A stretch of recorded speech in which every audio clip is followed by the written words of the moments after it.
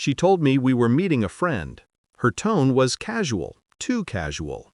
It was 8:47 p.m., the kind of night where the air hums with something you can't quite name.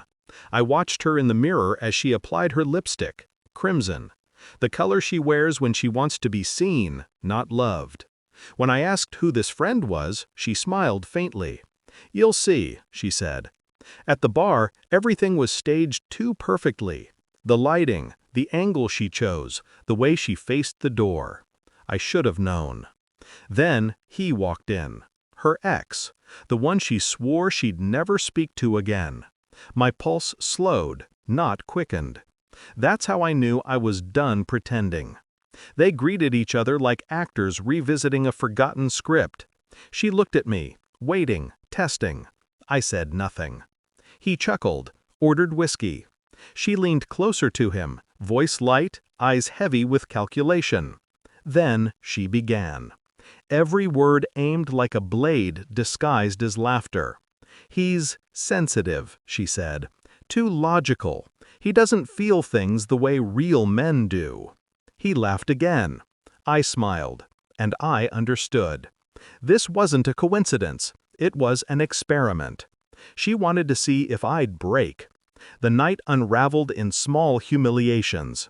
Her hand brushed his when she reached for her drink. Her laughter stretched a second too long. Her eyes, every now and then, flicked toward me, not in guilt, but curiosity, like a scientist watching her subject react to poison. I kept my breathing even. The whiskey burned softer than the silence between us. When we left, she asked, "You okay?" As if she hadn't spent an hour dissecting my dignity in front of someone who once called her his. I said I was fine, and she smiled. Disappointed.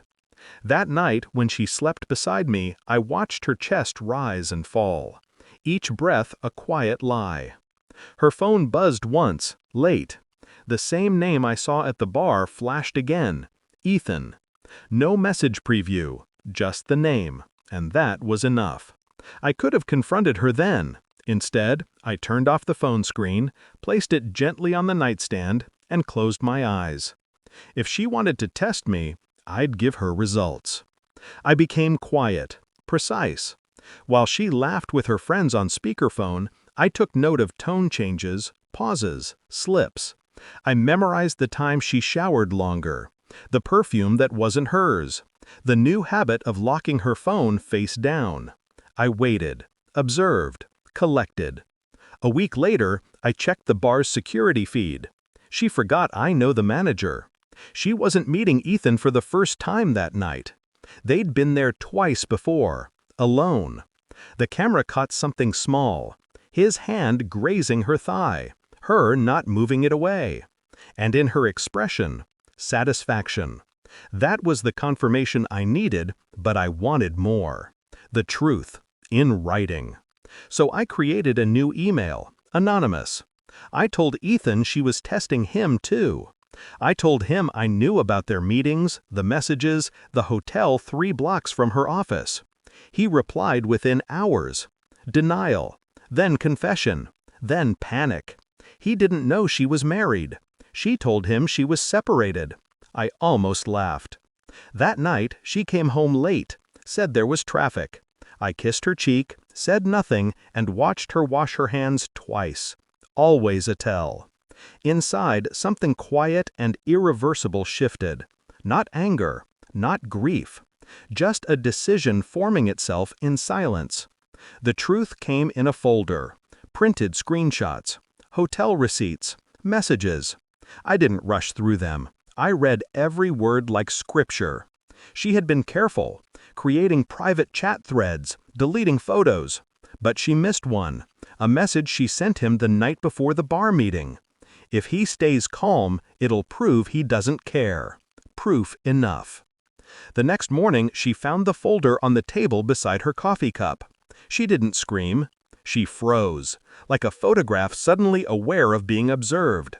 Her lips parted, eyes darting across each page. When she looked up, I was watching her. "How long have you?" "Long enough," I said. Silence stretched. Then she started crying. Theatrical, trembling hands and all. Apologies, excuses, confessions blending into one another. I listened, expressionless. She asked if I'd been following her. I told her I hadn't needed to. She'd left breadcrumbs willingly. She was proud once of how clever she was.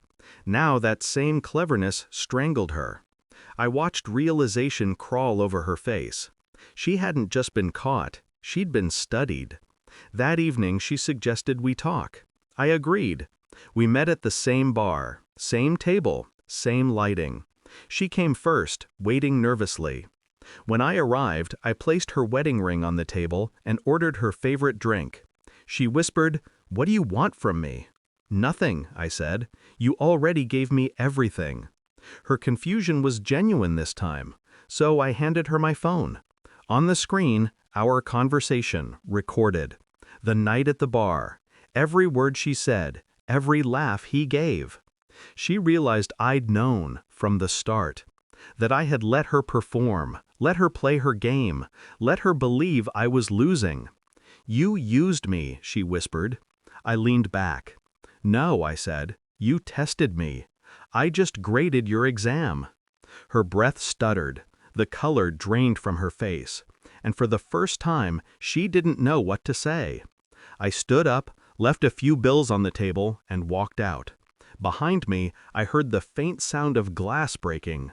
Hers, not mine. The night air felt cleaner than it had in months. The silence inside me was perfect. I didn't check my phone, didn't look back. In the rearview mirror, the bar's neon sign flickered, red bleeding into blue. I thought about her test, her experiment. If calm was supposed to mean I didn't care, she was right. I felt nothing. No rage, no sorrow, no nostalgia for the woman I used to know. Just stillness. I had passed her test, but she had failed mine. By the time she realized it, I was already gone. Some lessons don't need to be taught twice, only remembered in silence.